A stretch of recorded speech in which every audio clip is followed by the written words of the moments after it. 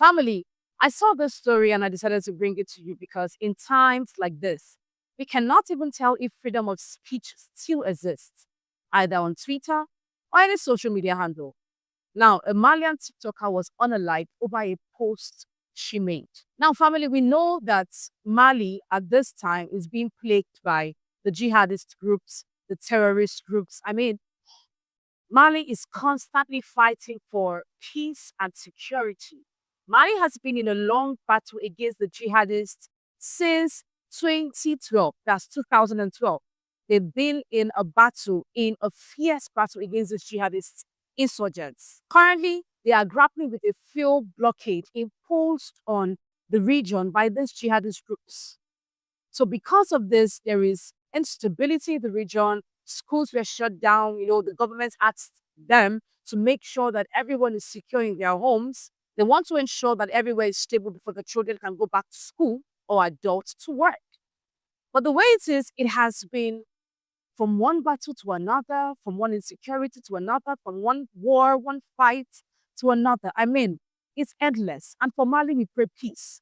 But this lady has been standing by the Malian government and posting updates on the jihadist groups. But family, this lady, Mariam Sears, is said to be in her 20s, according to a BBC report, and she has over 100,000 TikTok followers. She usually posts about her hometown, that's in the northern Timbuktu region, and expressed her support for the army, that's the Malian army. So family, what happened to her? She was seized by suspected jihadists while live streaming from a market in a neighboring town. Well, her brother said she was arrested by these jihadists. They accused her of informing the Malian soldiers of their movement, and she was assassinated because she was accused of filming jihadists for the Malian army. And she was assassinated at the town's Independence Square while her brother was in the crowd. So, family, supporting one's own land is an offense. Supporting your own country means you are at risk of being unalived by these jihadists.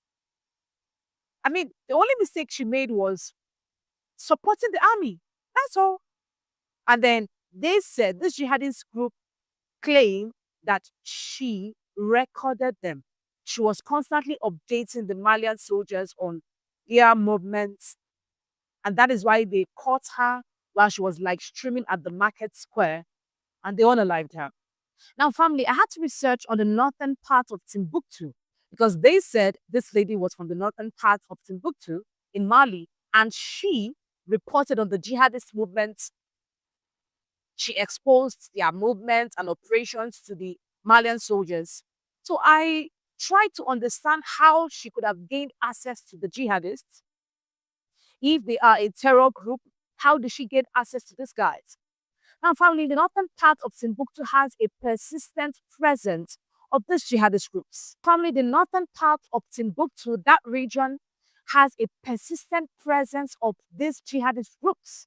They live with these civilians there. That is what it means. So it's easy to see them on a daily. So this lady could actually have access to them as they claimed because that area was surrounded by the jihadists, by their activities, by what they did.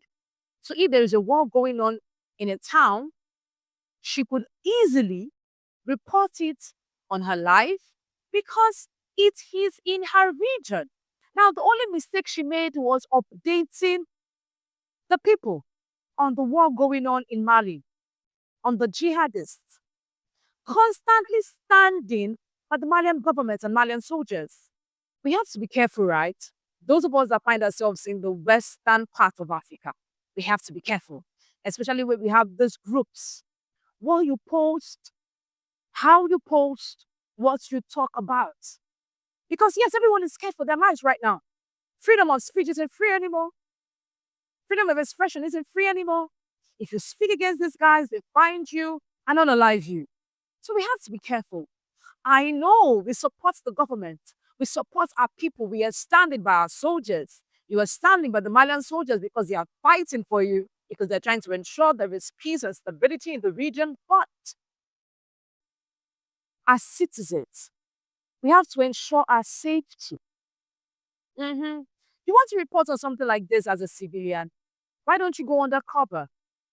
They accused her of reporting their movement. Now, if she really did report their movement, she should have done it in the discreet way, don't you think so, family? So, this act is actually a fearful one. And where they executed her, I mean, where were the soldiers when they were doing this? I mean, I have lots of questions. But these reports from BBC, now we need to be careful. Wherever we are, whatsoever we post online, we have to vet it. Check out what you're posting. Make sure it's not going to put you in harm's way. Just be careful of what you put out there.